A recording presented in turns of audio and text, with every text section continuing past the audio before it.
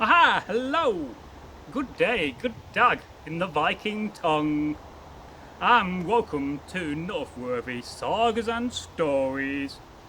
If you're new to the channel, well, welcome. Please subscribe and don't forget to go and click the notification bell. By doing that, you'll always be guaranteed of finding our content. And we publish weekly. Now today we have a scary folktale for you, and this is a Danish folktale. And if you like scary folktales, I urge you to go and check the playlist of our scary folktales. Please don't get scared, and please don't watch it in the dark. Now, our folktale today is about a werewolf, and is called the Werewolf of Beauregard.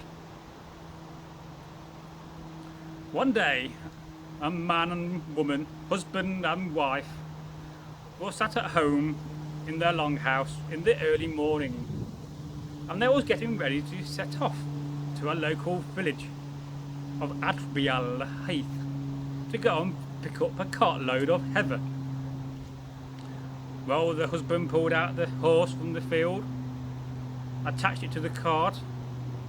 They put a couple of pitchforks in the back so they could move the heather into the cart, and they set off on their way. And this local village they was going to, well, it was a few miles away and would take them a few hours, driving through this old and ancient wood. Well, they've been driving for some time, and eventually they reached the village where they wanted to be. And they found the trader who had the heather, and they paid him a couple of silver coin, for heather takes a long time to harvest, and it wasn't very cheap. They probably paid too much. And the husband, well, after loading up the cart with the heather, he said to the wife, "Now I must go somewhere, I have some business, and you must drive back the cart." He passed her the reins and said, "You must drive back on your own. And here's a pitchfork in case any strange animal attacks you. But I must insist that you do not stab with the prongs of the pitchfork, that you only beat up whatever attacks you, if it does happen." So the wife carried on in the cart, going back home. And some time passed, a couple of hours in the afternoon. And she began to hear these strange howling noises. At first she wondered what that was. Was it a wolf? Was it a bear or some other creature? And she carried on, a little bit scared of these howling noises. But suddenly I jumped out of the wood onto the road, the old dirt roadway, which had been used for hundreds of years, a werewolf. And it started to come at her and charge her on all fours. And it started to scratch, and it attacked her apron, started to bite it. Well, she got the pitchfork and started to smash down on it and beat it with the pitchfork as hard as she could. And at first she drove the werewolf away, but then again the werewolf came back. It was tall and very furry, a black fur with these big eyes, and the werewolf stank as well. And she remembered her husband's words that she could not stab. And she kept on beating the werewolf, it kept on coming back, it kept on trying to attack her. And again it bit her apron, she had an apron on, which was often fashion in the days. And again it attacked, and she got very, very scared. And she thought, well, she might not survive this.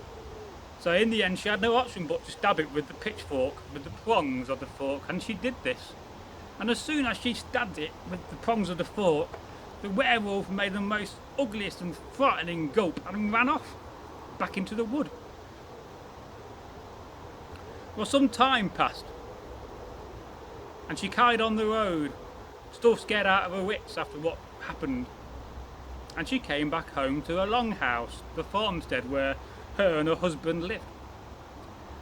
And not long after going in the long house and starting a fire on the hearth, oh, the husband came in. And she noticed something. He was all shook up and quite angry and aggravated, and he was not happy at all. And then she noticed between his teeth some of the threads from her apron, and at this point she realised that her husband was in fact a werewolf. And she said to the husband, it is just as well said that I should stab you, but only to beat you up. You are indeed a werewolf, and it's just as well as I said so, and you have been brought out into the open, and I will let folk know from far and wide, and never again will you be a werewolf, for you have been found out. And that is the end of this famous Danish folktale.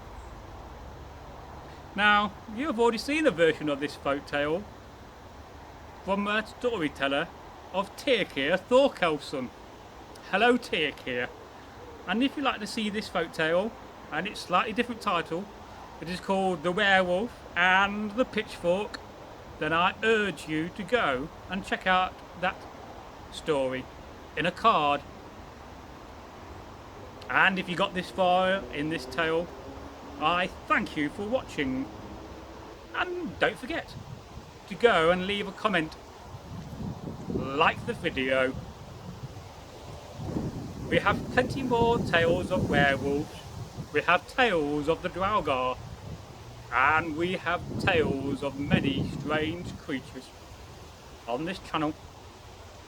So for now, I am forever your host, Bragi, the son of Magnar. Some say I am Bragi the Smith, some call me Bragi the Grey, whilst others, they call me Bragi the Teller of Tales. For now, was hail and good health.